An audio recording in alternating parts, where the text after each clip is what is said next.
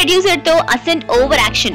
ఈ మల్లు బేబీ ఎప్పుడూ కూడా తన టాంట్రమ్స్ తో వెల్ నోన్ అయింది అండ్ ఇప్పుడు మరోసారి చాలా ఫుల్ గా తనని అప్రోచ్ అయిన ఒక ప్రొడ్యూసర్ పైన చూపించింది. టాప్ స్టార్లెట్ పొజిషన్ కి రావట్లేదు, బట్ ఈ ఓవర్ యాక్షన్ ఆటోమేటిక్ గా తీసుకెళ్తుంది. ఇక 100 crore మార్క్ దాటిన మూవీస్ తన కిటీలో ఉన్నప్పటికీ అసిన్ బాగా కష్టపడుతుంది. దేనికంటారు? బాలీవుడ్ లో బిగ్ స్టార్లెట్ అవ్వాలి అని.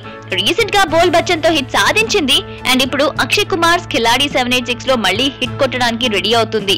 తెలుగు ఇండస్ట్రీని తను ప్రేమిస్తాను అని ఫిల్లర్స్ పంపిస్తున్నందుకు ఒక ప్రొడ్యూసర్ తనని అప్రోచ్ అయ్యారు.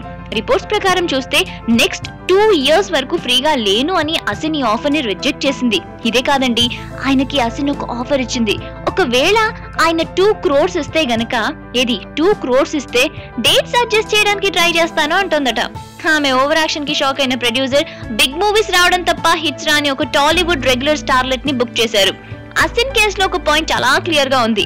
తను వానిష్ అయ్యేలోపు ఎంత అంటే అంత కూడబెట్టుకోవాలి అని అనుకుంటుంది.